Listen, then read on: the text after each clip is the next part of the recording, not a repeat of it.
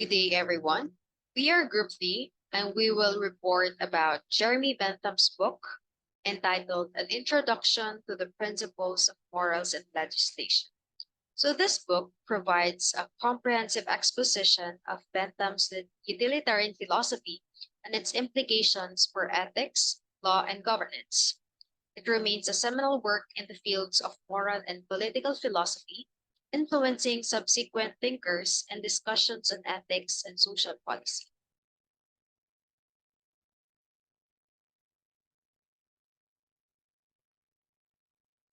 So, in the passage from the preface of Jeremy Bentham's, he discusses the background and challenges he faced in writing the book.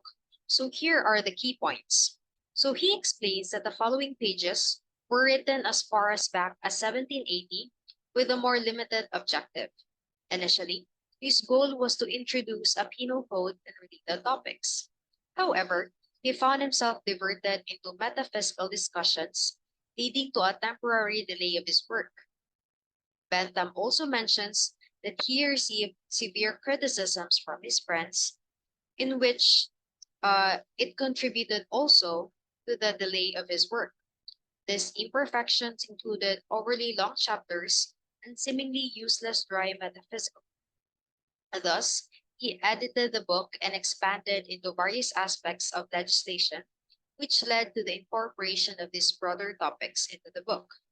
However, Bentham also recognizes that the work's current title is not entirely suitable because it doesn't fully cover all the aspects of morals or legislation. He explains that it was originally intended as an introduction to a penal code. Thus, for future publications, Bentham stated that they should address various branches of legislation, including civil law, penal law, procedure, reward, constitutional law, political tactics, international law, finance, and political economy. He also mentions a treatise on this form of legislation, including its method and terminology. So for the chapter one, it is entitled Principle of Utility. So in the first chapter, Bentham introduces the foundational concept of the principle of utility. So this chapter sets the stage for his ethical and legislative philosophy. But first, let us define the important terms in the relation to the discussions ahead. Nature placed mankind under the governance of two sovereign masters, pain and pleasure. Pain and pleasure point out what we ought to do and what we shall do, the standard of right and wrong and chain of causes and effects. They govern us in all we do, all we say, and all we think. Principle.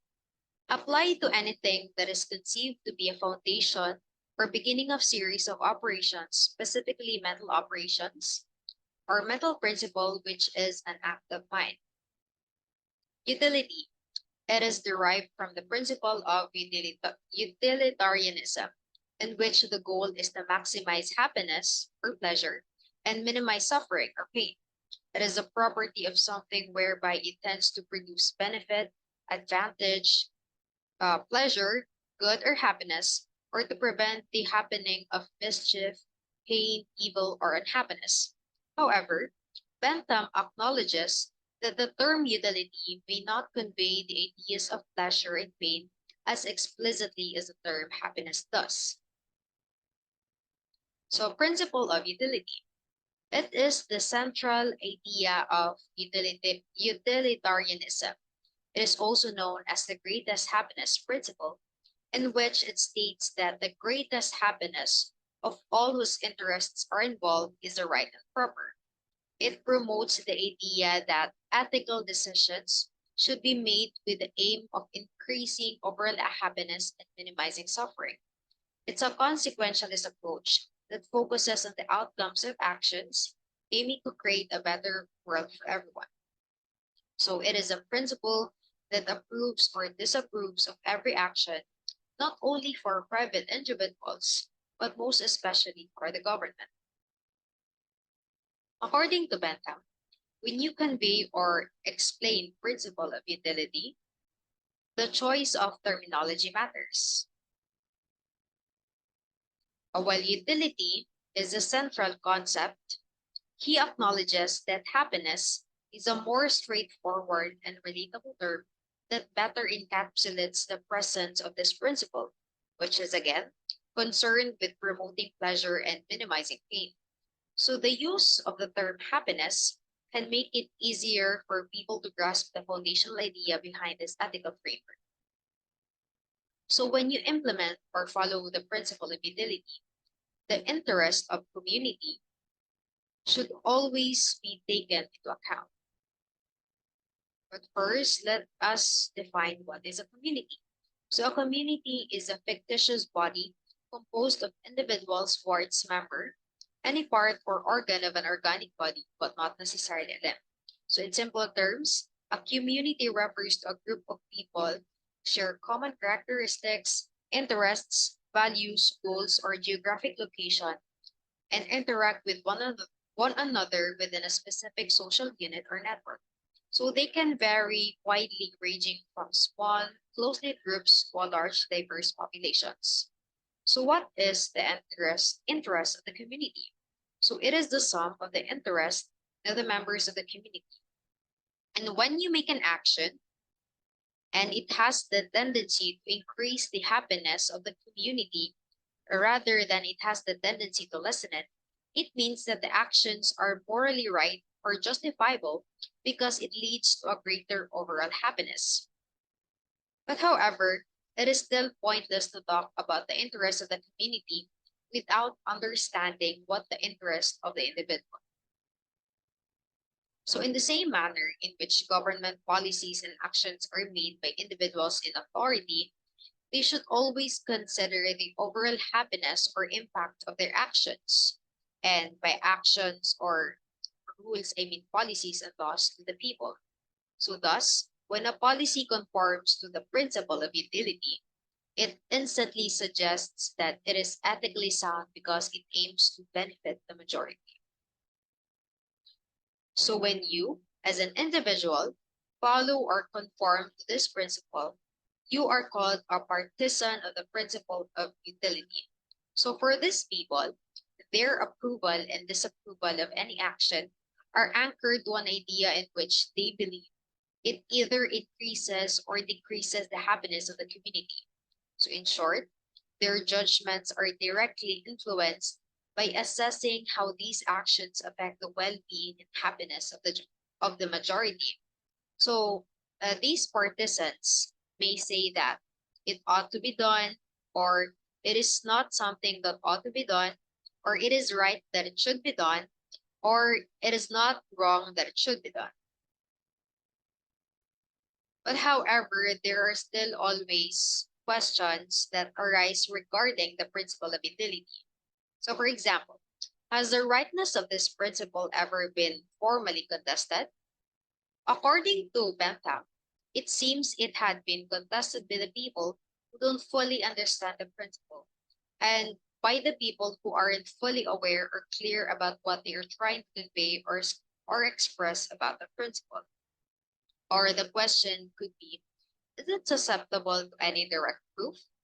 According to the book, this principle cannot be directly proven because it is something that is used to prove other things. So there is a chain of proofs, and this must start somewhere. Thus, it is impossible to provide direct proof for the principle. Also, most people in general embrace the principle of utility even without thinking of it or without being aware that they are already embracing the principle. However, even if those principles are often used, it may not always be consciously acknowledged or fully embraced by everyone, including those who are intelligent people.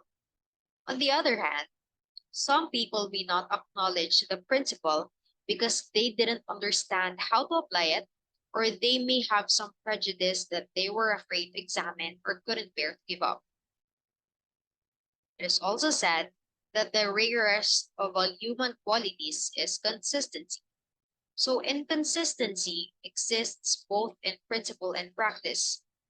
People are not consistent since they are holding conflicting beliefs or principles but also do actions that contradict those principles they believe in. So in simpler terms, they might say one thing, but their actions show otherwise.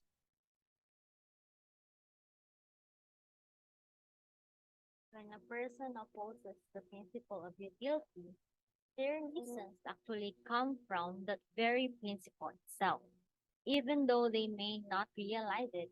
So their arguments don't prove the principle is wrong. They simply show that it might be misused.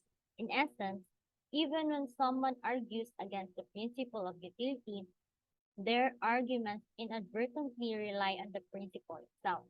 If these arguments prove anything, it's that principle might be applied incorrectly. Therefore, some might consider the principle of utility as dangerous and risky to consult, because even its critics unintentionally rely on it, and their arguments may only point to misapplications rather than invalidating the principle itself.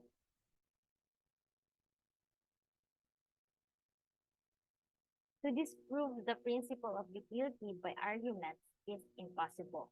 However, if one still thinks it's worth the trouble to settle his or her opinions on the subject, there are steps in examining it and may eventually help to reconcile with the principle of utility. First, consider discarding the principle.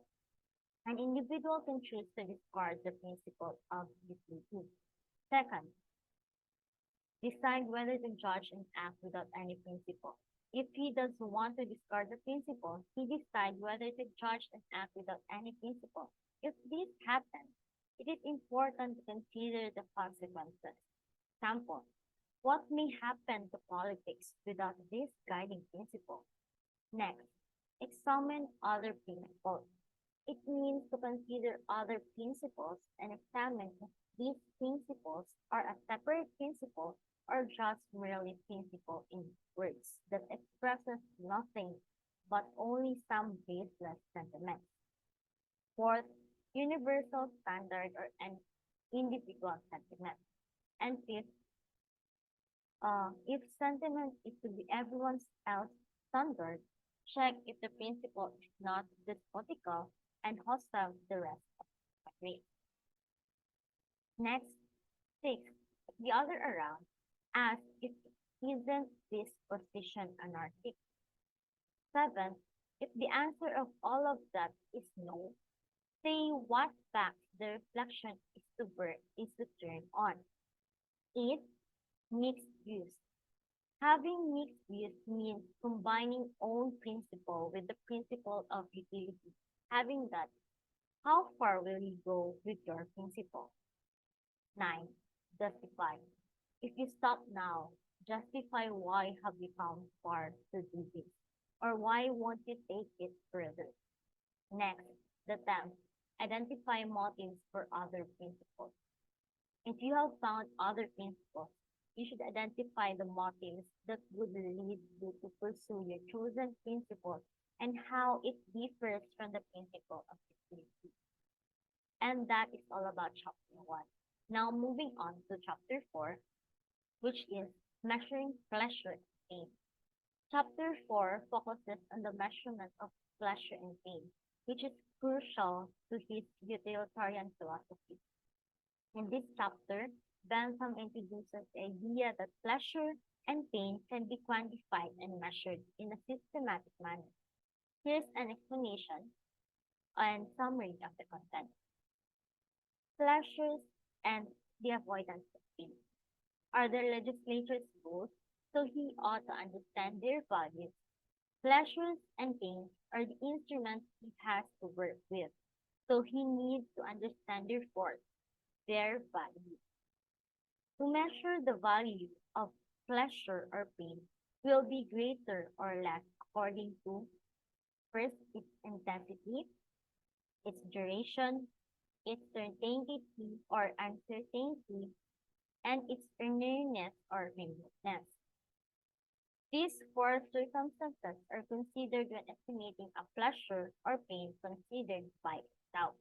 Aside from these four circumstances, There are two additional factors or circumstances that need to be considered when you are evaluating the value of a pleasure or pain, specifically in the context of assessing impact or tendency of an action that causes it. These are fecundity, its purity, and its extent. Fecundity refers to the possibility that a particular pleasure or pain will be followed by sensation of the same kind. Example, if you have experienced pleasure, this pleasure will be followed with more pleasurable experiences in the future. Next, it's purity. Purity is the chance of not being followed by sensations of the opposite kind. Example, pleasure followed by pain, or pain followed by pleasure. Fecundity and pleasure are not strictly properties of the pleasure or pain itself. Instead, they are only properties of the act or other event by which such pleasure or pain has been experienced. The last circumstance is its extent. This is one of the seven circumstances that distinguishes the value of pleasure or pain. Furthermore, there are recommendations to evaluate the general impact of an action on the interest of the community. First, in assessing the impact of an action, consider the value of each pleasure that is immediately produced because of that action. Next, in assessing the impact of an action, consider the value of each pain or negative consequences that is immediately produced because of that action. Then third, take an action on the fecundity of the first pleasure and impurity of the first pain. Fecundity of the first pleasure refers to the capacity of the first pleasure formed by an action to lead to additional pleasures. It evaluates the possibility that the initial pleasure will result in a sequence of pleasure, while impurity of the first pain refers to the capacity of the first pain formed by an action lead to additional pain. It evaluates the possibility that the initial pain will result into a sequence of pain. Next is take an action on the fecundity of the first pain and impurity of the first pleasure. Fecundity of the first pain refers to the capacity of the first pain formed by an action to lead to additional pain. It evaluates the possibility that initial pain will result to a sequence of pain. Impurity of the first pleasure refers to the capacity of the first pleasure formed by an action to lead to additional pain. It evaluates the possibility that initial pleasure will immediately result in a sequence of pain. Then, fifth, sum up all the values of pleasures and pains and compare. If the value of pleasure is greater than the value of pain, if the value of pleasure is greater than pain, that is overall good intent tendency of the act with respect to the interest of that people. If the value of pain is greater than the values of pleasure, that is the overall bad tendency. Repeat the process with respect to each person whose interests appear to be concerned and sum the results. If this balance on the side of pleasure, that is the overall good tendency of the act with respect to the interest of the community. If on the side of pain, it's overall bad tendency. Then this process is being repeated until uh, expected that the strictly pursued before every moral judgment or operation, but it can be always kept in view. It is applicable to whatever form the pleasure and pain is, whatever name they are labeled, like good, profit, convenience, advantage, and so forth for pleasure, or evil, inconvenience, loss, and so forth for pain. All of those discussed summarizes the principle of utility and measuring the pleasure and pain according to Jeremy Bentham. That will be all. Thank you.